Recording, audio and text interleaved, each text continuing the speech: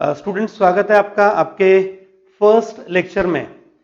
आज 11th commerce आप लोगों के लिए, मैथमेटिक्स के लिए मैं फर्स्ट लेक्चर आप लोगों के सामने रख रहा हूं। सबसे पहले मैं खुद का इंट्रोडक्शन दे दूं। मैं नीरज नलिन शाह आप लोगों के लिए मैथ्स का जो पार्ट करवाने जा रहे हैं वो टीचिंग हम शुरू करेंगे। आज आप लोगों के लिए मैं पहले तो इंट्रोडक्शन दे रहा हूं आपके सिलेबस का। इंट्रोडक्शन आपका जो पूरा 11th कॉमर्स मैथमेटिक्स का पार्ट है उसके लिए। स्टूडेंट्स, जिस तरह से 10th तक आप लोगों ने मैथमेटिक्स के दो पार्ट स्टडी किए हैं, अलजेब्रा, ज्योमेट्री, इस तरह के जो दो पार्ट होते थे, अब आपको वहां पर 11th कॉमर्स में मैथमेटिक्स के दो पार्ट ही रहेंगे, लेकिन उनका जो बाइफर्केशन है, उनका जो डिस्ट्रीब्यूशन है, वो वहां पर अलजेब्रा, ज्योमेट्री ऐसा नहीं रहता। तो वो क्या है वो हम सब डिस्कस करेंगे। आज का जो मेरा ये लेक्चर है, आज का जो मेरा ये सेशन है, आप लोगों के लिए वहां पर पहला सेशन है, इसलिए बहुत कुछ आपको समझना है। हाँ, लिखने का काम अभी इनिशियल लेवल पे नहीं है, लेकिन आप लोगों के लिए मैं बीच बीच में से इंस्ट्रक्शंस देते जाऊंगा कि किस तरह से क्या करना है, क्योंकि सबसे इंपॉर्टेंट पार्ट आप लोगों को, जिनको लाइव लेक्चर अटेंड करने की आदत रही हुई है, उन लोगों के सामने अब ये वहां पर ऑनलाइन लेक्चर अवेलेबल हो रहा है। ऑनलाइन लेक्चर आप अटेंड करने जा रहे हो तो आपको थोड़ा सा उसमें अपने आप को तैयार करना पड़ेगा, ठीक है। तो वो इंस्ट्रक्शंस तो मैं देते जाऊंगा। शुरुआत करते हैं स्टूडेंट्स आप लोगों के लिए आपका ये वहां पर इंट्रोडक्शन का part. Mathematics and statistics commerce के लिए जो है वो, जैसे मैंने बोला, आप लोगों के लिए दो पार्ट आते हैं, पार्ट 1 और पार्ट 2। दोनों में टोटल 9 चैप्टर्स हैं। पार्ट 1 में भी 9 चैप्टर्स हैं, पार्ट 2 में भी 9 चैप्टर्स हैं। एक सिंपल थॉट के साथ मैं शुरू कर रहा हूं स्टूडेंट्स आपके लिए। एक सेंटेंस जो मुझे अच्छा लगा, जो मुझे लगा कि आप लोगों के साथ शेयर करना चाहिए। यूं ही नहीं मिलती राही को मंजिलें, एक जुनून सा दिल में जगाना होता है। मैं रीड करके बता रहा हूं स्टूडेंट्स, ये मेरा लिखा हुआ नहीं है ऑब्वियसली, लेकिन मुझे अच्छा लगा तो इसलिए मैंने आपके साथ शेयर किया। अगर किसी को अपने मंजिल पानी है तो उसको वो वहां पर एक जुनून रखना पड़ता है।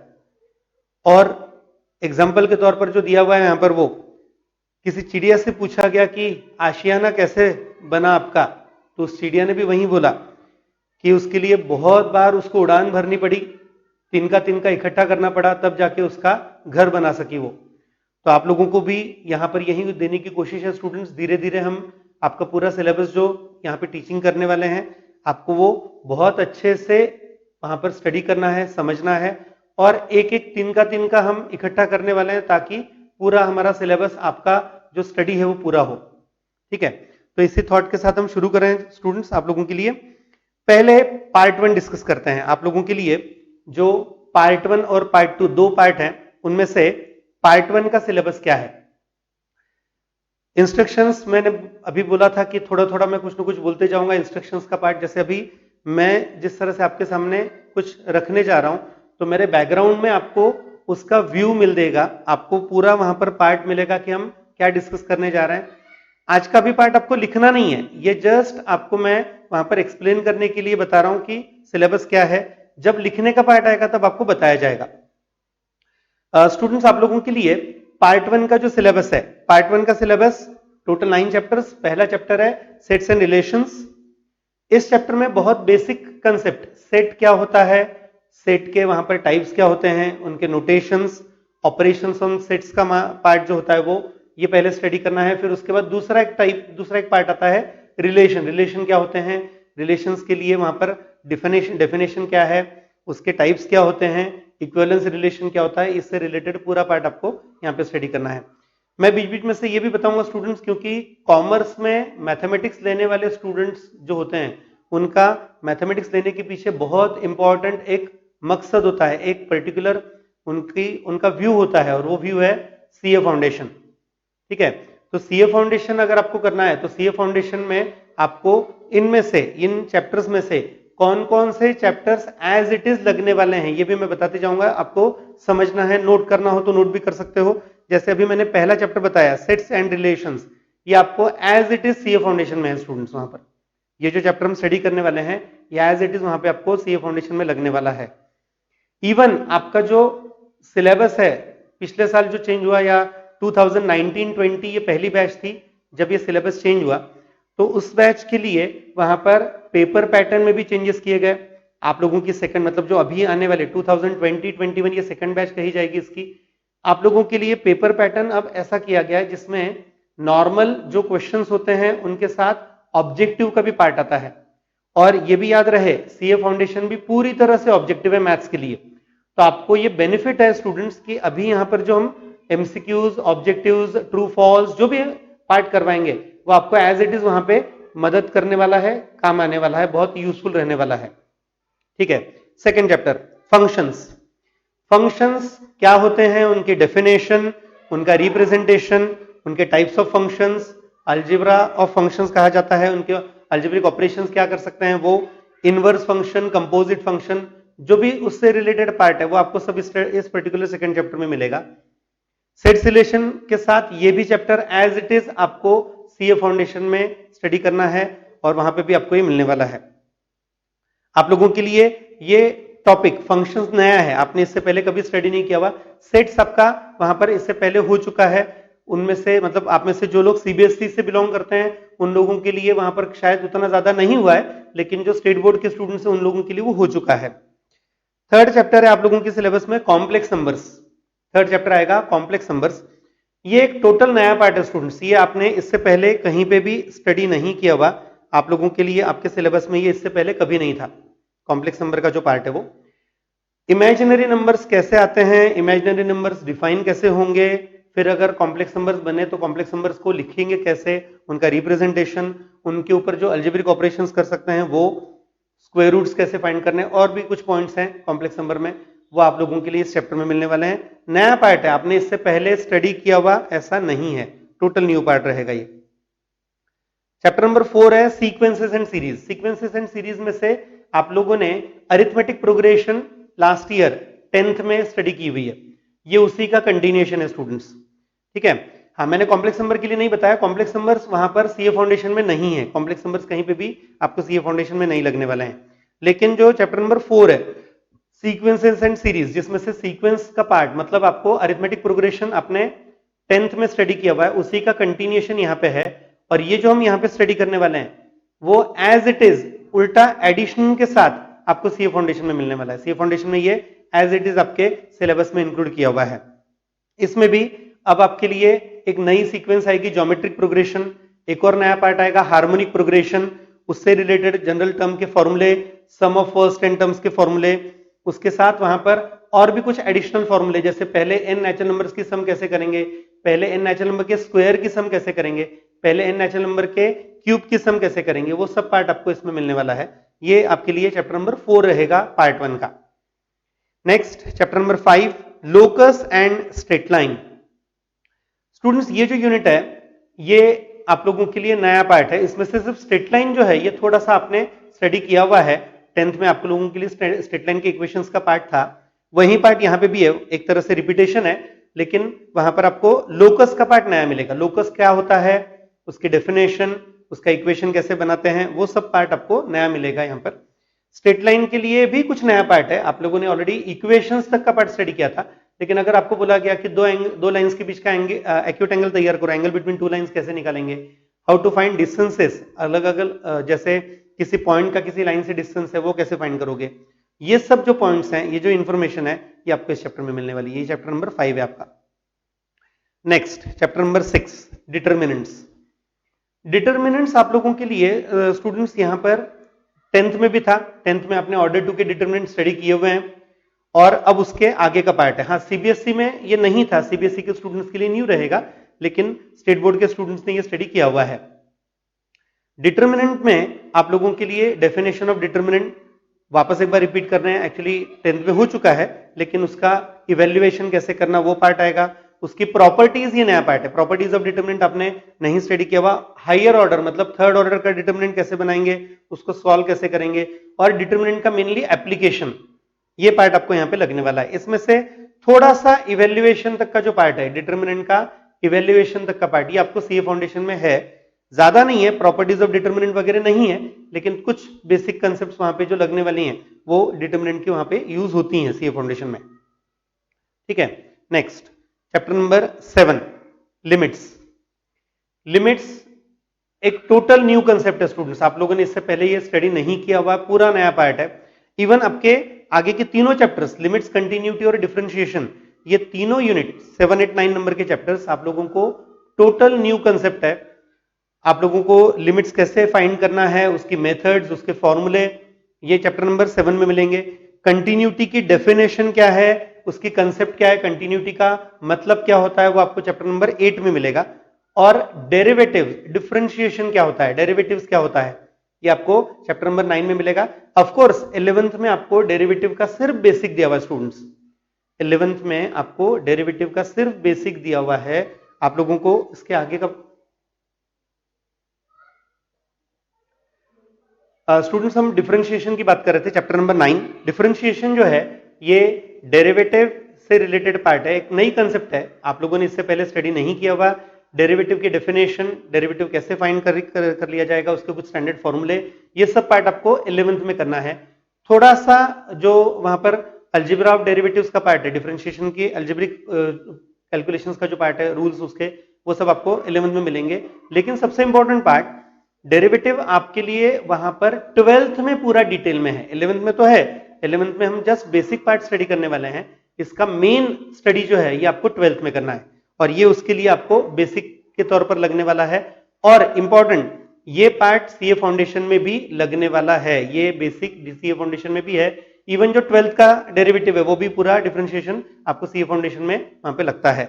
ठीक है, एक अगर आपने ऑब्जर्व किया होगा, मैंने अभी तक 9 चैप्टर्स बताए, पार्ट 1 बताया मैंने। जनरली स्टूडेंट्स के दिमाग में होता है कि सर अलजेब्रा, ज्योमेट्री, तो अभी क्या है, ये पूरा अलजेब्रा था तो इसका मतलब पार्ट 2 पूरा ज्योमेट्री आने वाला है क्या? नहीं, बिल्कुल भी नहीं। याद रहे, कॉमर्स के स्टूडेंट्स के लिए ज्योमेट्री से अब उनको छुट्टी मिल गई है, कॉमर्स के स्टूडेंट्स को ज्योमेट्री है ही नहीं। यहां पर भी मैंने जो स्ट्रेट लाइन का पार्ट बताया, इसमें कहीं पे भी ड्राइंग नहीं है, आपको कंस्ट्रक्शन नहीं है, जस्ट कैलकुलेशन है, अलजेब्रिक इक्वेशंस का पार्ट है स्टूडेंट्स। और सबसे इंपॉर्टेंट जिस बात से मैं जानता हूं आप में से बहुत सारे लोग बहुत ज्यादा खुश होने वाले हैं, और वो पार्ट है, कहीं पे भी ट्रिग्नोमेट्री नहीं है। ये इंपॉर्टेंट है, डेफिनेटली आप में से हर एक पर्सन खुश होने वाला है, क्योंकि जहां तक मेरा एक्सपीरियंस है, मेजॉरिटी ऑफ स्टूडेंट्स को ट्रिग्नोमेट्री पसंद नहीं आता, और ट्रिग्नोमेट्री से डरने का जो नंबर है वो भी ज्यादा होता है, नंबर ऑफ स्टूडेंट्स जो ट्रिग्नोमेट्री से डरते हैं। हालांकि ट्रिग्नोमेट्री उतना डिफिकल्ट नहीं है, लेकिन फिर भी एक व्यू होता है। और वैसे भी कॉमर्स के स्टूडेंट्स को ट्रिग्नोमेट्री का कोई लेना देना नहीं है, उसको ना कहीं पे उसके अकाउंट्स के या इकोनॉमिक्स के स्टडी में tan थीटा sin थीटा कहीं लगने नहीं वाले। तो इसकी वजह से आप लोगों का जो 2019-20 में नया सिलेबस है उसमें ट्रिग्नोमेट्री पूरा हटा दिया है स्टूडेंट्स, आप लोगों के लिए ट्रिग्नोमेट्री नहीं है। ठीक है, इवन जो लिमिट्स, कंटिन्यूटी, डेरिवेटिव वगैरह जो पार्ट होता है, इसमें भी ट्रिग्नोमेट्री पहले यूज होता था, जो अब नहीं है। तो आप लोगों के लिए बहुत इजी होने वाला है, ये समझ के रखो। आप लोगों को ये भी क्लियर करना है, मतलब मैं आप एक जानकारी के तौर पर ही आज पूरा डिस्कशन जो हम कर रहे हैं, ये एक इंफॉर्मेशन के पॉइंट ऑफ व्यू से ही कर रहे हैं। 11th के मैथ्स के बारे में या 11th एंड 12th के मैथ्स के बारे में कुछ स्टूडेंट्स के तरफ से वहां पर ऐसे सुनने में आता है, कोई जब एडमिशन्स के लिए आते हैं, बात करने के लिए आते हैं पेरेंट्स, तो वो भी पूछते हैं, स्टूडेंट्स की तरफ से होता है कि सर टफ है क्या मैथ्स, मैं कर तो पाऊंगा ना, हो जाएगा मेरे से? तो स्टूडेंट्स याद रहे, 11th और 12th का कॉमर्स का मैथमेटिक्स डेफिनेटली बहुत इजी है, कैलकुलेशन ओरिएंटेड है, पूरा कैलकुलेशन पे जोर है। आप लोगों को आगे के आपके फ्यूचर के अलग अलग एग्जामिनेशन पॉइंट ऑफ व्यू जो चीजें लगने वाली हैं, जो आपके लिए इंपॉर्टेंट है, वही पार्ट इसमें दिया हुआ है। यानी भले ही वो पार्ट हो सकता है आपको, जो लोग सीए में जाएंगे, सीए कोर्स के लिए उनका सीए फाउंडेशन, अगर कोई स्टूडेंट सीए फाउंडेशन की जगह कुछ दूसरा करता है, जैसे हो सकता है वो स्टूडेंट वहां पर किसी दूसरे कॉम्पिटिटिव एग्जाम की तैयारी करे, हो सकता है एमपीएससी यूपीएससी की आप तैयारी करें, बैंक के एग्जाम्स होते हैं, बैंकिंग रिक्रूटमेंट जो होता है उसके लिए तैयारी करें, एमबीए के एंट्रेंस के लिए आगे चल के आप प्रिपेयर करोगे आफ्टर ग्रेजुएशन। तो उन सब के लिए जो मैथमेटिक्स आपके लिए रिक्वायर्ड है, जिसका नॉलेज, जिसका पार्ट आपके पास थोड़ा वहां पे एक बेसिक के तौर पर होना चाहिए, वो आपके सिलेबस में दिया हुआ है, और वो आपको बहुत इजीली करते आने वाला है, इसलिए इसकी चिंता नहीं करना। बहुत इजी सिलेबस है, मतलब ऐसा टेंशन लेने जैसा नहीं है। हाँ, ये बात जरूर है कि पढ़ना तो पड़ेगा, इतना भी इजी नहीं है कि सर आप जो बोल रहे हो उसके हिसाब से फिर कल से तो मैं वीडियो देखूंगा ही नहीं है, इतना भी आसान नहीं है। आपको रेगुलर लेक्चर्स करने होंगे, रेगुलर नॉलेज रखना ही है, अपने आप को अपग्रेड करना ही है, लेकिन इजी पार्ट है। जो एक टेंशन लेके शायद आप में से कुछ लोग वीडियो देख रहे होंगे कि सर अभी पहला लेक्चर है मैथ्स का, फिर क्या होगा, मेरा टेंशन आ गया बहुत, तो ऐसा टेंशन मत लो, वहां पे बहुत इजी सिलेबस आपको दिया हुआ है। इवन पार्ट 2 जो मैं अभी डिस्कस करने जा रहा हूं, ये पूरी तरह से स्टैटिस्टिक्स है स्टूडेंट्स, आप लोगों के लिए। सेकंड पार्ट जो आपके सिलेबस का है ये कंप्लीट स्टैटिस्टिक्स है। स्टैटिस्टिक्स आप लोगों ने इससे पहले बहुत थोड़ा सा स्टडी किया हुआ है, जिनमें वहां पर मीन मोड मीडियन, उसके बाद वो टैली मार्क्स बनाना, फ्रीक्वेंसी डिस्ट्रीब्यूशन बनाना, ये कहीं ना कहीं पे आपके लिए 9th और 10th में था स्टैटिस्टिक्स में। अब हम उसको और ज्यादा डिटेल में स्टडी करने वाले हैं। तो यहां पर क्या क्या है सिलेबस में देखते हैं। नेक्स्ट, पहला टॉपिक फर्स्ट चैप्टर, इसमें भी पार्ट 2 में भी 9 चैप्टर्स हैं। फर्स्ट है पार्टीशन वैल्यूज। पार्टीशन वैल्यूज क्या होता है, नया पार्ट है थोड़ा सा, हालांकि मैं रेफरेंस दे सकता हूं। मीडियन आपने इससे पहले स्टडी किया हुआ है, 10th में आपको मीन मोड मीडियन आपने स्टडी कर लिया है, तो मीडियन भी एक पोजिशनल एवरेज है, और यही पोजिशनल एवरेज का जो पार्ट है ये पार्टीशन वैल्यूज में भी रहने वाला है। ठीक है, आपको वहां पर अलग अलग क्वार्टाइल्स, डेसाइल्स, परसेंटाइल्स क्या होते हैं, उनका कैलकुलेशन कैसे करेंगे, फॉर्मूले क्या आएंगे, वो सब पार्ट इसमें स्टडी करने को मिलेगा पार्टीशन वैल्यूज में। इजी पार्ट है, कैलकुलेशन ओरिएंटेड है, पूरा पार्ट 2 फुल कैलकुलेशन ओरिएंटेड है। आप में से जिन लोगों को कैलकुलेशन पसंद आते हैं, जिन लोगों के लिए ऐसा होगा कि सर मुझे न्यूमेरिकल सॉल्व करना बहुत अच्छा लगता है, उन लोगों के लिए तो ये बहुत बड़ा खजाना है, बहुत बड़ा एक पार्ट है मजा करने के लिए, बिल्कुल। ठीक है, सेकंड चैप्टर नंबर 2 है मेजर्स ऑफ डिस्पर्शन। डिस्पर्शन क्या होता है, उसकी कंसेप्ट, उसके लिए अलग अलग measures, range, quartile deviation, standard deviation, variance, ये कैसे तैयार करते हैं, इनकी कंसेप्ट क्या है, इनकी डेफिनेशन, इनके लिए फॉर्मूले और इनका कैलकुलेशन, ये पार्ट आपको मिलेगा यहां पर चैप्टर नंबर 2 में। आप लोगों ने मेजर्स ऑफ सेंट्रल टेंडेंसी मतलब मीन मोड मीडियन 10th में स्टडी कर लिया है, ये उसका कंटिन्यूएशन ऐसा बोल सकते हो।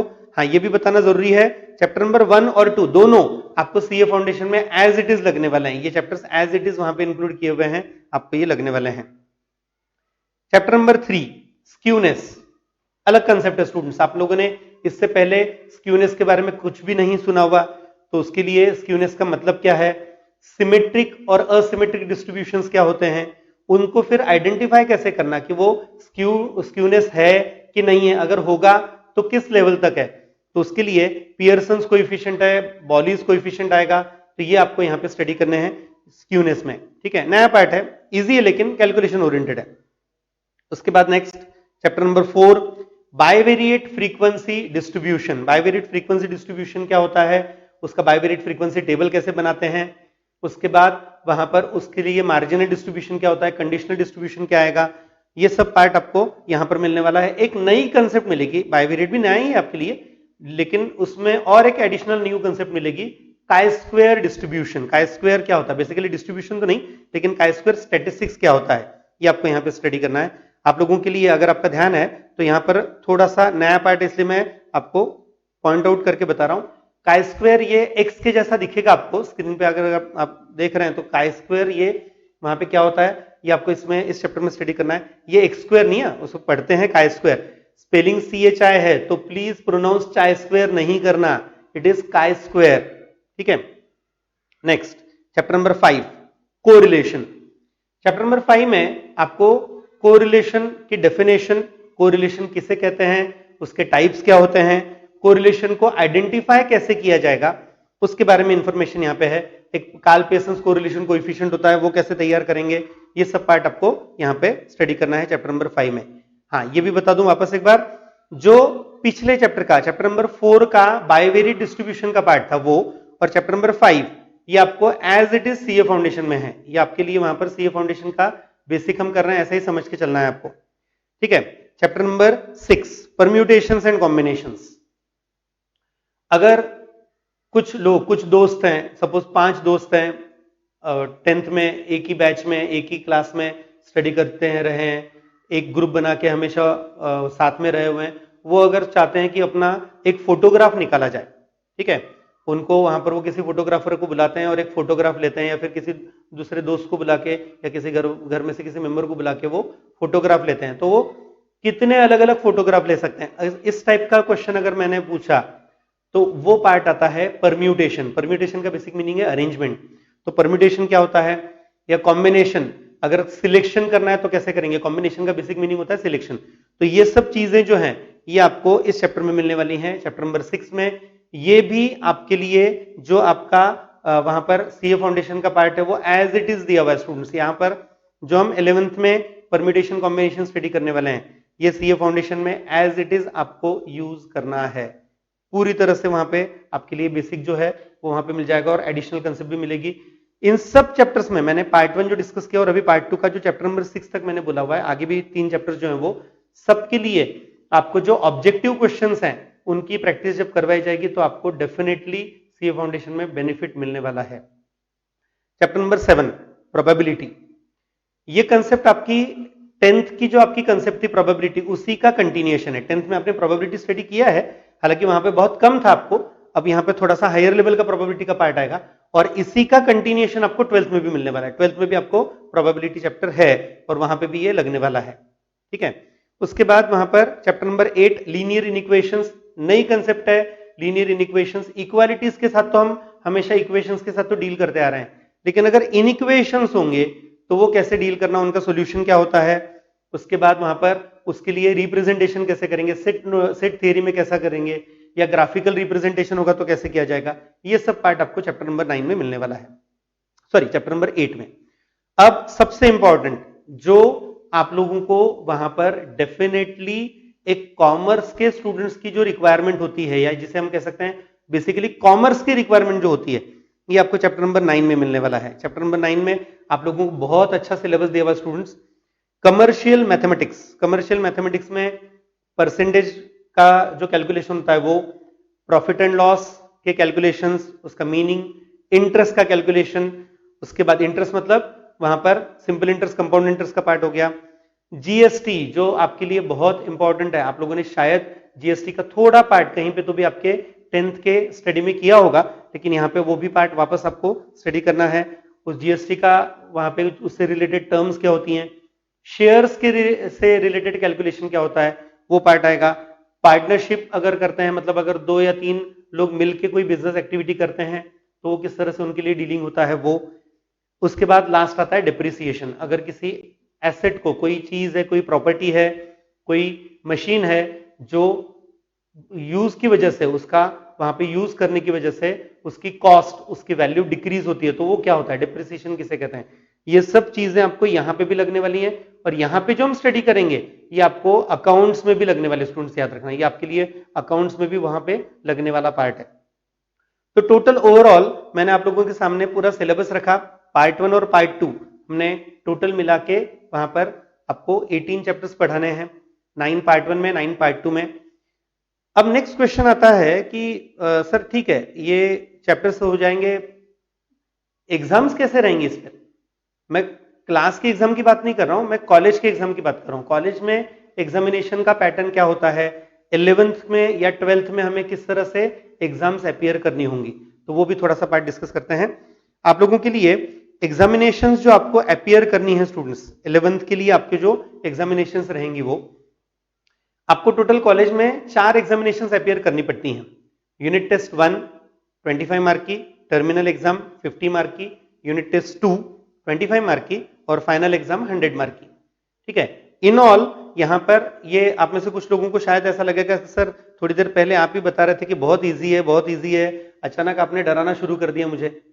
नहीं, मैं डरा नहीं रहा हूं स्टूडेंट्स, ये फैक्ट है, आपको साथ ये शेयर करना जरूरी है कि आपको प्रिपरेशन कैसा करना है। यूनिट टेस्ट 1 25 मार्क की, जनरली 3 या 4 चैप्टर्स रखे जाते हैं। उसके बाद टर्मिनल एग्जामिनेशन आते हैं, टर्मिनल एग्जामिनेशन में करीब करीब 9 चैप्टर्स होते हैं।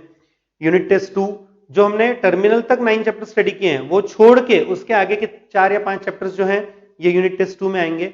और फाइनल एग्जामिनेशन में पूरा 100 मार्क का जो पेपर होता है, एक्चुअली 100 का नहीं 80 का ही पेपर आएगा, लेकिन 100 मार्क की एग्जाम होती है, वो जो 80 का पेपर आता है उसमें पूरा सिलेबस होता है स्टूडेंट्स, 100% पूरा सिलेबस आपको उसमें कवर करना है। इसमें आपको एक 20 मार्क अलग से लिखा हुआ मिल रहा होगा। यहां पर देखो 80 + 20 मैंने लिखा है, तो ये जो 20 मार्क्स है ये रिप्रेजेंट करता है यहां पर प्रैक्टिकल्स। आप लोगों को जो आपके 11th के प्रैक्टिकल एग्जामिनेशंस का पार्ट होता है उसमें ये 20 मार्क का प्रैक्टिकल होता है, 80 मार्क की थियरी होती है। 80 मार्क की रिटन एग्जाम रहेगी, 20 मार्क्स का प्रैक्टिकल एग्जामिनेशन का पार्ट रहेगा। और अब ये भी बता देता हूं यहां पर, क्योंकि आप में से कुछ तो किसी के दिमाग में ये आया होगा, सर ये तो ठीक है 4 एग्जामिनेशन होंगे, पासिंग क्राइटेरिया क्या है, कैसे उसके लिए स्ट्रक्चर क्या होता है, तो वो भी बता देते हैं क्लियर। आपके इन चारों एग्जामिनेशन के जो मार्क्स होते हैं उनकी एडिशन की जाती है स्टूडेंट्स। चारों एग्जामिनेशन में आपका जो स्कोर है उसकी एडिशन करते हैं, उस एडिशन को 2 से डिवाइड किया जाता है और वो आपके फाइनल मार्कशीट पे प्रिंट होता है। ठीक है, अच्छे से समझना इसका मतलब क्या है। जैसे अगर किसी स्टूडेंट को यूनिट टेस्ट 1 जो है 25 मार्क की जो टेस्ट है, सपोज अगर किसी स्टूडेंट को वहां पे 20 मार्क मिले यूनिट टेस्ट 1 में, 50 मार्क की टर्मिनल एग्जामिनेशन है, सपोज उसमें उसे वहां पे 45 मार्क मिले, सेकंड यूनिट टेस्ट उसे वहां पर 15 ही मार्क मिले, और आउट ऑफ 100 जो लास्ट एग्जामिनेशन होती है, जो आपकी 4th एग्जामिनेशन रहेगी, उसमें आउट ऑफ 100 अगर उस स्टूडेंट को वहां पर 70 मार्क मिले, तो इसकी टोटल की जाती है स्टूडेंट्स। यहां पर ये जो चारों एग्जामिनेशन में मिले हुए मार्क्स हैं इनकी टोटल की जाएगी वहां पर, ये टोटल आ रही है यहां पर 150। ठीक है, ये जो टोटल आई इस टोटल को डिवाइड करते हैं 2 से, तो वो जो मार्क्स आएंगे वो उस स्टूडेंट के फाइनल मार्क्स कहे जाते हैं आउट ऑफ 100। ये उसका 11th का स्कोर कहा जाता है। इन ऑल ये सब बताने के पीछे का पर्पज ऐसा है स्टूडेंट्स कि आपको वहां पर हर एक एग्जामिनेशन के लिए अच्छे से प्रिपेयर करना है, अच्छे से आपको वहां पर तैयारी करनी होगी, और डेफिनेटली मैं तो करवाऊंगा ही, हमारी तरफ से हम करवाएंगे, लेकिन आपको भी उसमें पूरा वहां पर खुद के एफर्ट लगाने होंगे, तब जाके आपको अच्छा स्कोर करते आएगा। और डेफिनेटली हम सिर्फ स्कोर के लिए नहीं, हमें वहां पर नॉलेज भी लेना है, क्योंकि इनमें से बहुत सारे टॉपिक्स जो हैं जो 12th में लगने वाले हैं वो भी वहां पर आपको लगना है, तो उसके लिए आपको 11th में प्रिपरेशन करना है। ये भी क्लियर है कि जैसे आप लोगों ने ऑलरेडी स्टडी किया हुआ है 9th और 10th, 9th और 10th में क्या इजी था क्या डिफिकल्ट था। मैं जानता हूं आप लोग मेरे सामने अभी यहां पे प्रेजेंट नहीं हो, आप मुझे आंसर डायरेक्ट नहीं दे सकते, लेकिन 9th और 10th में डेफिनेटली आपका आंसर रहेगा 9th टफ था।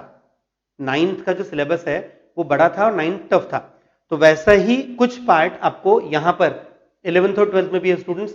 11th बेसिक है, 11th टफ नहीं बोलूंगा मैं, लेकिन 11th बेसिक है, और उसकी वजह से आपको ये अच्छे से प्रिपेयर करना होगा सो दैट आपको 12th ईजी लगे। अगर आप 12th को अच्छे से वहां पे करना चाहते हैं तो 12th के लिए जो बेसिक वो तैयार करना होगा। 11th उस कंपैरिजन में यानी 12th के कंपैरिजन में डेफिनेटली ज्यादा मेहनत वाला है। टफ ऐसा वर्ड नहीं यूज करते हुए मैं प्रॉपर वर्ड यूज करूंगा मेहनत वाला, आपसे हार्डवर्क वहां पे करवाना है, और उसके लिए वहां पर 11th का पार्ट आपको हार्डवर्किंग वाला रहेगा। 12th उसके कंपैरिजन में थोड़ा इजी है। ठीक है, अब ये तो हो गया वहां पर पार्ट। क्वेश्चन, कुछ क्वेश्चन के आंसर्स वापस इंस्ट्रक्शंस के साथ दे रहा हूं। जैसे सर अगर अभी तो हम ऑनलाइन लेक्चर्स कर रहे हैं, ठीक है, तो ये ऑनलाइन लेक्चर्स में पैटर्न क्या रहेगा, किस तरह से स्टडी करना है, क्या पार्ट रहेगा, तो वो भी थोड़ा सा वहां पे बता देते हैं कि हमारा टीचिंग मेथोडोलॉजी क्या रहेगी। तो हमारी टीचिंग मेथोडोलॉजी स्टूडेंट्स इस तरह से रहेगी।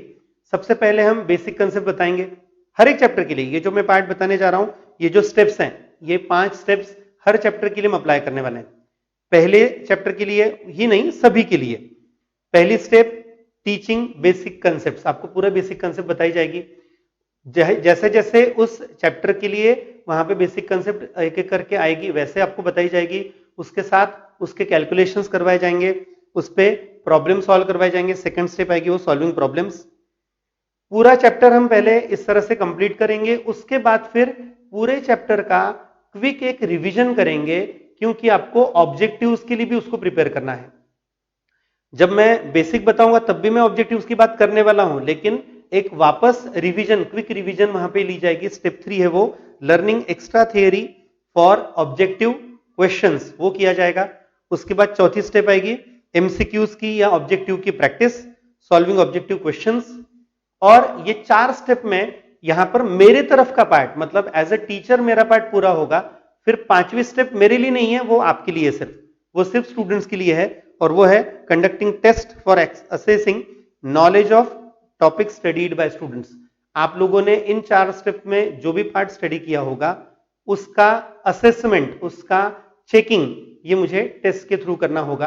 तो वो टेस्ट जो है ये हमारी 5वीं स्टेप रहेगी और तब जाके आपका वो पूरा चैप्टर हम कंप्लीट कर चुके हैं ऐसा कंसीडर करेंगे। ठीक है, तो इसमें मेरा जो पार्ट है वो तो मैं करने ही वाला हूं, आपको भी वहां पर बहुत अच्छे से ध्यान देके ये पार्ट करना होगा। इवन अब स्टूडेंट्स यहां पे ये भी होता है कि सर मतलब आप सामने नहीं हो, फिर मैं डिफिकल्टीज कैसे पूछूंगा? मुझे अगर किसी क्वेश्चन में किसी जगह सॉल्व करते करते कुछ डिफिकल्टीज आई तो मैं कैसे पूछूंगा? तो उनके लिए भी मैं क्लियर आंसर दे रहा हूं यहां पर। स्टूडेंट्स जो आप लोग यहां पर ये मैं जो अभी आपके सामने डिस्कशन करते करते वहां पर बैकग्राउंड में आपको जो स्क्रीन पे दिखा रहा हूं, इन पे मेरे नंबर्स आते हैं। आप लोगों के पास मेरा कॉन्टैक्ट नंबर वैसे भी रहेगा ही, तो आप डायरेक्ट मुझे फोन कॉल करके अपनी डिफिकल्टीज पूछ सकते हो। बहुत ज्यादा प्रिसाइज अगर मैं टाइमिंग बोलूं तो जनरली मैं इवनिंग का टाइम प्रेफर करता हूं स्टूडेंट्स, 6 to 8, 6 to 9, 6 to 10, आप जितना चाहे उतना यूज कर सकते हो। इवनिंग टाइम में अगर आप डिफिकल्टीज पूछोगे तो ज्यादा बेटर रहेगा। लेकिन अगर किसी के लिए ऐसा होगा कि सर मैं जब पढ़ रहा हूं तभी अगर मैंने डिफिकल्टीज पूछ ली तो मुझे कोई ऑब्जेक्शन नहीं। स्टूडेंट्स सिर्फ एक ही प्रॉब्लम है, इनकेस अगर किसी रीजन से मैं आपका कॉल नहीं रिसीव कर सकता हूं, आपको तब मैं आंसर नहीं दे सकता हूं, तो फिर आपको कॉल बैक करके वो बता दिया जाएगा, आपसे बात कर ली जाएगी। ठीक है, तो ये याद रहे कि डिफिकल्टीज के लिए बिल्कुल चिंता की जरूरत नहीं है। आपको पूरा गाइडेंस, पूरा आपको मदद की जाएगी। कहीं पे भी आपको अटकने की जरूरत नहीं है, मतलब आप कहीं पे अटकेंगे भी नहीं। आपको अगर कहीं पे ऐसा लगता है कि सर मुझे नहीं समझ में आ रहा, तो सबसे बड़ा एडवांटेज है स्टूडेंट्स, वीडियो लेक्चर्स आपके लिए जब दिए जा रहे हैं तो सबसे बड़ा एडवांटेज है ये वीडियो लेक्चर्स आप दोबारा देख सकते हो। कोई कंसेप्ट अगर नहीं समझ में आती है तो वो कंसेप्ट आप वापस एक बार समझ सकते हो। आपके लिए वो फैसिलिटी यहां पर वीडियो लेक्चर्स के थ्रू रहेगी। तो डेफिनेटली ये आपको वहां पर एक आपके लिए फायदे की बात है, बहुत अच्छा रहेगा। ठीक है, ओके। मैंने आप लोगों के पास से जो रिक्वायरमेंट, मेरे तरफ से मैंने रिक्वायरमेंट डिफिकल्टीज के बारे में जैसे बोली वैसे पूरे स्टडी के लिए भी मैं बोलूंगा। इसीलिए मैं एक छोटा सा इक्वेशन आपके सामने रख रहा हूं। मैथमेटिक्स का टीचर हो स्टूडेंट्स, इक्वेशन तो रखने ही पड़ते हैं, हम इक्वेशन ही सॉल्व करते रहते हैं, यानी मैथमेटिक्स के लोग जो है ना वो हमेशा मैथमेटिक्स में ही बात करते हैं। तो आपके सामने मैंने एक मैथमेटिकल इक्वेशन रखा हुआ है, अच्छे से ध्यान देना। यहां पर एक simple equation, teachers guidance plus students efforts plus God's grace, ये 3 मैं फैक्टर्स कंसीडर करता हूं हमेशा। टीचर ने गाइड किया, स्टूडेंट ने एफर्ट लिया, और वहां पर हमें जो थोड़ा बहुत, मैं पूरा नहीं बोलूंगा लेकिन कुछ परसेंटेज जो हमारा सक्सेस होता है उसमें हम भगवान को भी श्रेय देते हैं, गॉड की तरफ से हमें जो उसके लिए मदद मिलती है, इन तीनों का मिला के हम टोटल तैयार करते हैं वहां पर सक्सेस। सक्सेस जो है ये इन तीनों की एडिशन है स्टूडेंट्स, याद रखना। तो आप लोगों को मेरी तरफ से तो मैं गाइडेंस दूंगा ही, आपका भी फर्ज है, आपका भी काम है कि आप पूरा वो स्टडी करें अच्छे से, वहां पर आपकी तरफ से भी वो तैयारी की जाए और उसका फिर वहां पर डेफिनेटली आपको अच्छा फल मिलेगा, आपको अच्छा उसका वहां पर रिजल्ट मिलेगा। ओके, तो ये जस्ट मैंने थोड़ा सा पार्ट आप लोगों के लिए एक्सप्लेन किया स्टूडेंट्स। एक और मैं छोटा सा पार्ट आज के लेक्चर में अभी ले रहा हूं, जो है आपके लिए जो चैप्टर नंबर 1 है पार्ट 2 का, हम पार्ट 2 शुरू करने जा रहे हैं स्टूडेंट्स। आप लोगों के लिए पार्ट 1 पार्ट 2 2 है, मैंने अभी डिस्कस कर लिया है पूरा, एक एक करके चैप्टर्स करवाने ही हैं। तो उनमें से मैंने अभी पार्ट 2 का जो पहला चैप्टर है वो लिया हुआ है पार्टीशन वैल्यूज। आप लोगों को ये थोड़ा सा पार्ट में आज अभी इस लेक्चर में डिस्कस करके दे रहा हूं। ठीक है, यहां पर आपके लिए मैं कुछ क्वेश्चंस पहले पूछूंगा, आंसर भी देने वाला हूं और आपको रिकॉल करवाने की कोशिश है। हाँ, ये भी बात बता दूं, इंस्ट्रक्शंस में एक और इंस्ट्रक्शन बढ़ जाएगी यहां पर। यहां से मैं जो बताने जा रहा हूं ये आप लोगों को अपने रजिस्टर्स में लिखना है स्टूडेंट्स। मैं जो ये इस तरह के कुछ बेसिक क्वेश्चंस पूछता हूं ये लिखने की जरूरत नहीं है, लेकिन जो हम डेफिनेशंस देंगे, जो आपके लिए फॉर्मूले बताए जाएंगे, जो कैलकुलेशन करके दिया जाएगा, कुछ होमवर्क दिया जाएगा, ये पार्ट आपको वहां पर आपके रजिस्टर में नोट डाउन करना शुरू करना है। मैंने पार्टीशन वैल्यूज के लिए थोड़ा सा बेसिक पार्ट पहले पूछना है, वो पार्ट समझते हैं। मैंने क्वेश्चन आपके सामने रखा है, देखो, do you remember mean mode median? Definitely मैं जानता हूं मीन हर एक को याद होगा, मीन बहुत सिंपल है। सभी नंबर की टोटल कर दो, जितने नंबर उससे डिवाइड कर दो। बहुत ईजी था और आप लोगों ने ये स्टडी किया हुआ है, आपको याद भी होगा। मोड सबसे ज्यादा बार रिपीट होने वाला नंबर, ये भी हर एक को याद होता है, मोड के बारे में कोई बहुत ज्यादा टफ नहीं है। मीडियन याद है, मीडियन क्या होता है? मीडियन की डेफिनेशन क्या थी? मीडियन को हम कैसे फाइंड करते थे? मीडियन को एक वर्ड यूज करते थे, अगर वो वर्ड आपको याद नहीं है तो मैंने आपको दिया हुआ है यहां पर, पोजिशनल एवरेज। मैंने वर्ड लिख के दिया हुआ है, देखो स्टूडेंट्स यहां पर नोट्स में, पोजिशनल एवरेज। मीडियन जो है ये एक पोजिशनल एवरेज है। मीडियन ये एक ऐसा पार्ट है जो आपके लिए वहां पर उस डेटा को जो जिसका हम स्टडी कर रहे हैं उसमें एक पोजीशन पे होता है, स्पेसिफिक पोजीशन पे होता है, इसलिए उसे नाम दिया जाता है पोजिशनल एवरेज। तो ये जो तीनों पार्ट है, मीन, मीडियन, मोड, इनमें से अभी पार्टीशन वैल्यूज जो मैं स्टडी करवाने जा रहा हूं, पार्टीशन वैल्यूज जो है, पार्टीशन वैल्यूज का यहां पे मतलब लेना है आप लोगों के लिए ऐसे वैल्यूज जिनमें हम पोजिशनल एवरेज की बात करने वाले हैं, यानी हम डेटा में पर्टिकुलर पोजीशन पे कौन से नंबर्स हैं किस तरह से आइडेंटिफाई करना, वो स्टडी करने वाले हैं। तो वो आपको यहाँ पे पार्ट याद रखना होगा, वो आपके लिए स्टडी में आने वाला है।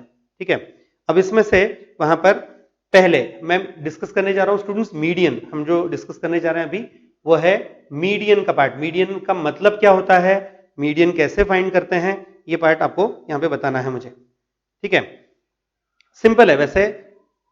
पोजिशनल एवरेज के पॉइंट ऑफ व्यू से मीडियन का मतलब, अगर मैंने दिए हुए डेटा को असेंडिंग या डिसेंडिंग किसी भी तरह से अरेंज किया, अगर मैंने डेटा को इंक्रीजिंग ऑर्डर में या डिक्रीजिंग ऑर्डर में अरेंज किया, वो अरेंज करने के बाद वहां पर जो मिडल मोस्ट नंबर आता है, जो नंबर मिडल पोजीशन पे आता है, कोई भी जो नंबर रहेगा which is at the middle position, उसे हमने नाम दिया है मीडियन, उसे हम नाम देते हैं मीडियन। मीडियन का मतलब है पूरे डेटा को इंक्रीजिंग या डिक्रीजिंग, असेंडिंग या डिसेंडिंग ऑर्डर में अरेंज करने के बाद मिडल मोस्ट ऑब्जर्वेशन, उसे हमने नाम देना है मीडियन। मीडियन ये डेटा के कितने पार्ट करेगा? बहुत सिंपल है, मीडियन डेटा के एग्जैक्ट 2 इक्वल पार्ट करता है। Median divides given data into 2 equal parts. Median ये एग्जैक्ट 2 पार्ट में डिवाइड करता है डेटा को, इसीलिए तो उसे नाम दिया हुआ है मीडियन। मीडियन का मतलब होता है सेंट्रल नंबर, मिडल नंबर। अब क्वेश्चन, मीडियन फाइंड कैसे करते हैं? ठीक है, ये सब मैं रिकॉल करवा रहा हूं स्टूडेंट्स, ये आप लोगों ने 10th में स्टडी कर लिया है, कुछ लोगों को शायद 9th में होगा, सीबीएसई को शायद 9th में, मुझे याद नहीं अभी, लेकिन सीबीएसई को शायद 9th में था ये। तो आप लोगों ने ये स्टडी कर लिया है, नहीं किया होगा कोई बात नहीं, कर लिया होगा भूल गए होंगे तो भी कोई बात नहीं है। सर यहां पे हम नया सीखने वाले हैं, डेफिनेटली हम सीखने वाले हैं। डेटा के कितने टाइप्स होते हैं? अब आप में से कुछ लोग कहेंगे सर आप क्वेश्चन बहुत ज्यादा पूछते हो। नहीं, पूछने पड़ते हैं, याद दिलाना पड़ता है बहुत सारा पार्ट। तो याद रहे डेटा के 3 टाइप होते हैं।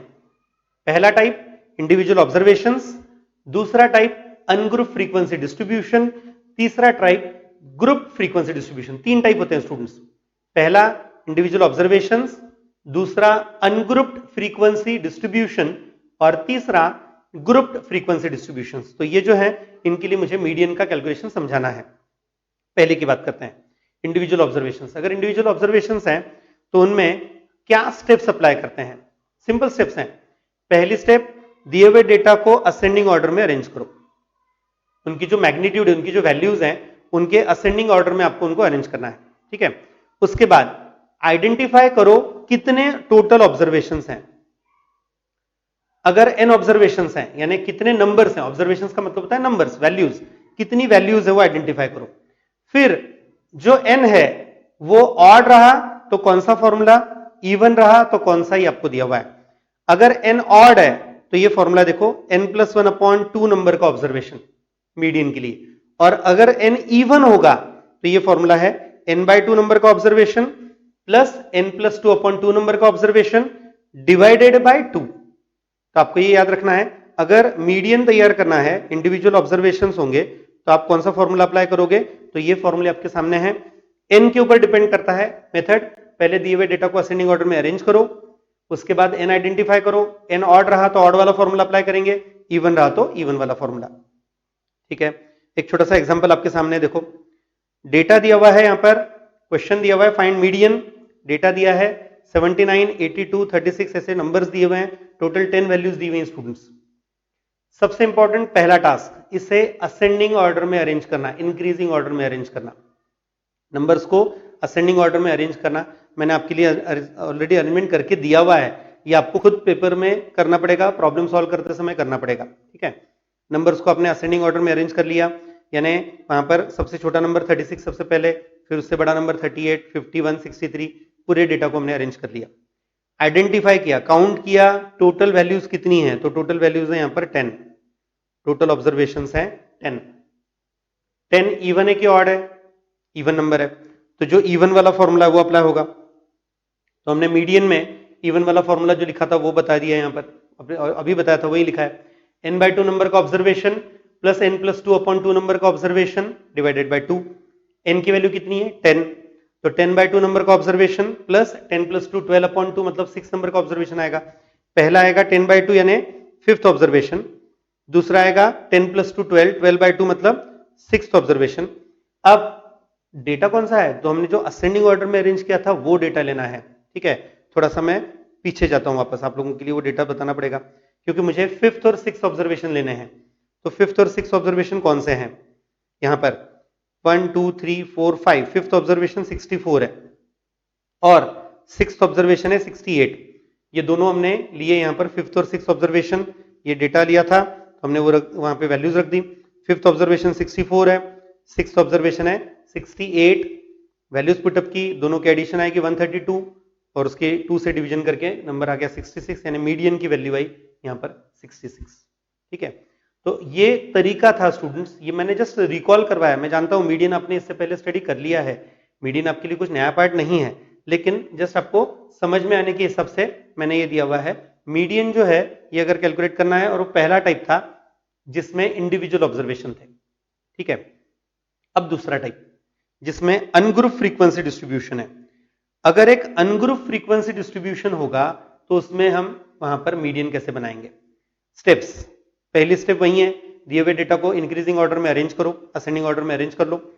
सेकंड, हाँ अब यहां पर अनग्रुप फ्रीक्वेंसी डिस्ट्रीब्यूशन होने से फ्रीक्वेंसी मिलने वाली है स्टूडेंट्स। तो फ्रीक्वेंसी अगर मिली तो आपको उस फ्रीक्वेंसी के लिए, मतलब आपको उस डेटा के लिए क्यूमुलेटिव फ्रीक्वेंसीज बनानी पड़ेंगी। ये एक इंपॉर्टेंट पार्ट है, आपको सीएफ बनाना है। कैसे बनाना है याद नहीं होगा तो चिंता मत करो, मैं बताने ही वाला हूं। हम यहाँ पे सीएफ कैसे बनाएंगे वो भी डिस्कस कर लेंगे। सीएफ बनाने के बाद, क्यूमुलेटिव फ्रीक्वेंसीज बनाने के बाद, अब आपको उसके लिए वहां पर एन आइडेंटिफाई करना है। एन क्या रहेगा, फ्रीक्वेंसी की टोटल, एन रहेगा एफ की टोटल, फ्रीक्वेंसी की टोटल भी आ गई। फिर फॉर्मूले क्या है, अरे ये तो पुरानी फॉर्मूले आ गए वापस, जो पहले टाइप में बताया था मैंने वही फॉर्मूले यहां पे भी हैं, नए फॉर्मूले नहीं हैं। आपको ऑड रहा एन तो क्या फॉर्मूला है वो n+1/2 नंबर का ऑब्जर्वेशन, इवन रहा तो जो इवन का फॉर्मूला जो हमने अभी एक एग्जांपल भी करवाया था वही यहां पे अप्लाई करना है। ठीक है, इसके लिए भी एक क्वेश्चन ले लेते हैं स्टूडेंट्स, सिंपल सा क्वेश्चन। यहां पे क्वेश्चन दिया हुआ है, find median from the following data. Data दिया हुआ है एक्स की वैल्यूज हैं 4.8, 4.9, 5.1, 5.0, ऐसे पूरा टेबल दिया हुआ है, फ्रीक्वेंसी भी दी गई है। ठीक है, पहला जो लाइन, पहली लाइन है उसमें एक्स की वैल्यूज हैं और दूसरे लाइन में उसकी फ्रीक्वेंसी है। ठीक है, तो अब ये जो भी वहां पे डेटा है ये एक्स की वैल्यूज और ये फ्रीक्वेंसी। सबसे इंपॉर्टेंट पार्ट जहां पे मेजॉरिटी ऑफ स्टूडेंट्स मिस्टेक करते हैं वो पार्ट है, वो ये डेटा जैसा है वैसा ही लिख के सॉल्व करना शुरू कर देते हैं। यानी एक्स की वैल्यूज क्या है 4.8, 4.9, 5.1, 5.0, 5.5, 5.3, 5.7, 5.2, 5.4, 5.6। क्या ये असेंडिंग ऑर्डर में है, देखो पहले आइडेंटिफाई करो। आप लोगों को ये जो डेटा दिया हुआ है, ये जो पूरा डेटा है, एक्स की जो वैल्यूज दी हैं यहां पर, ये इंक्रीजिंग असेंडिंग ऑर्डर में नहीं है। तो आपको पहली स्टेप में इनको असेंडिंग ऑर्डर में अरेंज करना पड़ेगा, ये इंपॉर्टेंट है, यहां पे ये ध्यान देना अच्छे से। मतलब मुझे एक्स की वैल्यूज को इंक्रीजिंग ऑर्डर में अरेंज करना पड़ेगा। एक्स की वैल्यूज जो हैं यहां पर, एक्स की वैल्यूज में पहली वैल्यू है मिनिमम वैल्यू 4.8 है, फिर 4.9, फिर 5.0, फिर 5.1, ऐसा प्रॉपर उनको वहां पर असेंडिंग ऑर्डर में अरेंज करना होगा। सिर्फ उतना ही नहीं, उसके सामने की फ्रीक्वेंसी भी एज इट इज लेनी है, क्योंकि इसमें भी बहुत सारे स्टूडेंट्स गड़बड़ करते हैं। एक्स की वैल्यूज को तो इंक्रीजिंग ऑर्डर में अरेंज कर लेंगे, फ्रीक्वेंसी चेंज ही नहीं करते, जैसे है वैसे के वैसे ही लिख देंगे डायरेक्ट, तो ऐसा नहीं करना। 4.8 की फ्रीक्वेंसी 5, 4.9 की 7, फिर 5.0 की 15 नहीं है, 5.0 की 13, 5.1 की 15, 5.2 की 25, 5.3 की 14, ऐसा प्रॉपर जिस नंबर की जो फ्रीक्वेंसी है वो वहां पे आपको लेनी होगी। प्रॉपर वो फ्रीक्वेंसीज आपको वहां पे लेनी है, वो फ्रीक्वेंसीज लेके फिर आप उसके लिए CF बनाएंगे। सबसे इंपॉर्टेंट पार्ट यहां पर मुझे इसकी क्यूमुलेटिव फ्रीक्वेंसी बनानी है। क्यूमुलेटिव फ्रीक्वेंसी कैसे बनाते हैं? क्यूमुलेटिव फ्रीक्वेंसी के लिए हम जो फ्रीक्वेंसी है उसका पहले नंबर से आखिरी के नंबर तक एडिशन करते हैं। मैं थोड़ा सा पार्ट याद दिला रहा हूं। क्यूमुलेटिव फ्रीक्वेंसी स्टूडेंट दो तरह की होती है। CF जो है ना, ये दो तरह के होते हैं। एक होता है लेस देन टाइप का क्यूमुलेटिव फ्रीक्वेंसी का पार्ट और एक मोर देन टाइप का। तो हमेशा स्टैटिस्टिक्स में हमारे पूरे कैलकुलेशन में, भले ही मीडियन में हो या इवन आगे भी आपको जो कैलकुलेशन करने हैं, हम हमेशा लेस देन टाइप की क्यूमुलेटिव फ्रीक्वेंसी बनाते हैं। हम मोर देन टाइप की यूज नहीं करते। होती है फ्रीक्वेंसी मोर देन टाइप की भी, लेकिन कैलकुलेशन पॉइंट ऑफ व्यू हम वो यूज नहीं करते। हम हमेशा लेस देन टाइप की ही क्यूमुलेटिव फ्रीक्वेंसी बनाते हैं। तो यहां पे भी मैं वही करने जा रहा हूं। पहली जो फ्रीक्वेंसी थी 5, वो एज इट इज ले ली हमने। फिर 5 में 7 ऐड किया तो आ गया 12। फिर 12 में 13 ऐड किया 25। फिर 25 में 15 ऐड किया 40। फिर 40 में 25 ऐड किया 65। ऐसे एडिशन करते जाओ और ये सब क्यूमुलेटिव फ्रीक्वेंसीज तैयार करो। जो भी क्यूमुलेटिव फ्रीक्वेंसीज हैं वो हम उस तरह से तैयार करेंगे स्टूडेंट्स। तो यहाँ पे हमने CF बना लिया, ठीक है। अब टोटल फ्रीक्वेंसी कितनी आई? तो टोटल फ्रीक्वेंसी 99 है। टोटल फ्रीक्वेंसी है 99, यानी स्मॉल n की वैल्यू 99 आ गई, क्योंकि n होता है समेशन ऑफ फ्रीक्वेंसी, ठीक है। समेशन ऑफ f यानी 99, ये n की वैल्यू है, ठीक है। n क्या है? ऑड है कि इवन है? ऑड ही है डेफिनेटली। तो अगर ऑड है तो ऑड वाला फॉर्मूला अप्लाई होगा। तो ऑड वाला फॉर्मूला क्या है? तो ऑड का फॉर्मूला है n+1/2 नंबर का ऑब्जर्वेशन। n की वैल्यू 99, ठीक है। 99 + 1 100, 100/2 मतलब 50 नंबर का ऑब्जर्वेशन। अब क्वेश्चन, सर 50 नंबर का ऑब्जर्वेशन ढूंढेंगे कैसे? सिंपल ट्रिक है, ध्यान देना वापस। हमने जो CF निकाला, अभी जो हम क्यूमुलेटिव फ्रीक्वेंसी यहां पे बना रहे थे, तो हमारा क्यूमुलेटिव फ्रीक्वेंसी का पर्पस क्या था? क्यों बनाई क्यूमुलेटिव फ्रीक्वेंसी? यहां पर मुझे आइडेंटिफाई करना है 50th ऑब्जर्वेशन कौन सा है, उसी के लिए मैंने सब मेहनत की, ठीक है। 50th observation. अब 50 कहां पे आएगा? तो हम CF में देखेंगे। CF में 50 कौन से दो नंबर के बीच में आता है? CF में वहां पर क्यूमुलेटिव फ्रीक्वेंसीज में 50 ये आता है 40 और 65 के बीच में। उनमें से बड़ा नंबर कौन सा है? ऑब्वियसली 65। 65 के सामने का ऑब्जर्वेशन कौन सा है? 65 के सामने का ऑब्जर्वेशन है 5.2, इसलिए मीडियन की वैल्यू आएगी 5.2, ठीक है। मैं क्विकली वहां पर रिपीट कर देता हूं। इवन साथ में मैं ये भी बता दूं, क्योंकि आप लोगों के लिए नया पार्ट है स्टूडेंट्स, अच्छे से समझना है। आपको ये क्वेश्चंस लिख के सॉल्व भी करने हैं, आपको अपने रजिस्टर में ये लिखना भी है। सॉल्यूशंस जो होंगे क्वेश्चंस के वो भी लिखने हैं, पूरा डिटेल में बराबर सॉल्व करना, अच्छे से समझ के लिखना, ठीक है। अगर यहां पर n+1/2 नंबर का फॉर्मूला अप्लाई करके, n+1 मतलब 99 + 1 100, 100/2 50, 50th ऑब्जर्वेशन ये मेरा मीडियन है, तो 50 आएगा कहां पे? तो 50 आएगा यहां पर CF में, क्यूमुलेटिव फ्रीक्वेंसी में 40 और 65 के बीच में, ठीक है। तो फिर इनके बीच में आ रहा था, तो उसमें बड़ा नंबर कौन सा है? 65। तो 65 के सामने का ऑब्जर्वेशन कौन सा है? 5.2, इसलिए मीडियन की वैल्यू आएगी यहां पर 5.2, ठीक है। तो यहां पर इसके लिए आंसर आ गया, मीडियन की वैल्यू आ गई 5.2। तो स्टूडेंट्स, आज का जो मेरा ये लेक्चर था, इस लेक्चर में मैंने आप लोगों के लिए क्या क्या डिस्कस किया।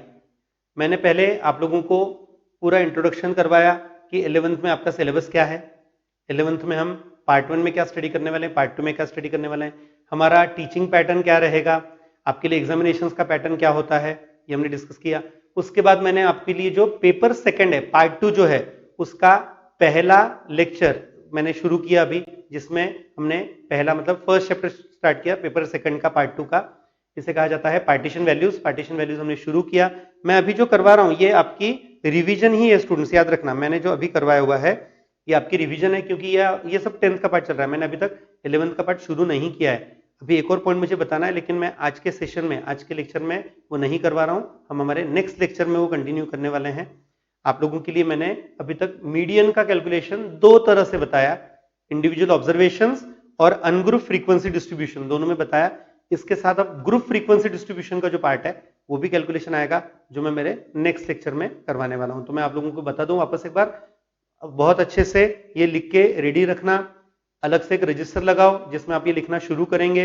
ये वीडियो वहां अगर आपको कहीं पे ऐसा लगे कि कुछ डाउट है, डिफिकल्टीज हैं, तो मेरे नंबर्स आपके सामने वहां पे आते ही हैं, आपको मालूम है मेरे कॉन्टैक्ट नंबर्स, मुझे कॉल करो, अपनी डिफिकल्टीज क्लियर करो। आप लोगों को वहां पर पहली बार मैं भी पढ़ा रहा हूं स्टूडेंट्स, मेरे तरफ से वहां पर ये नया पैटर्न जो है ऑनलाइन टीचिंग का जो पार्ट है उसमें हम ये कर रहे हैं। तो हो सकता है आप लोगों को कुछ डिफिकल्टीज आए, नहीं समझ में आता है, तो प्लीज बिना वहां पे हिचकिचाहट के, किसी भी तरह का कोई दिमाग में वहां पर प्रॉब्लम न रखते हुए फोन कॉल करके अपनी डिफिकल्टीज क्लियर करना। ठीक है, 11th के स्टूडेंट्स के लिए वहां पर ये टोटल नया पार्ट होने की वजह से आप लोगों को वो अच्छे से समझने आना चाहिए, ये मेरा इंटेंशन है। ठीक है, तो आज के सेशन में हम इतना ही लेते हैं स्टूडेंट्स। एक और इसी तरह का बहुत इंटरेस्टिंग और बहुत मजे वाला कैलकुलेशन वाला सेशन लेके कल वापस आप लोगों के सामने आऊंगा मैं, आगे का पार्ट हम कंटिन्यू करेंगे। ठीक है, तब तक ये रेडी करके कंप्लीट करके रखना। Okay, good bye.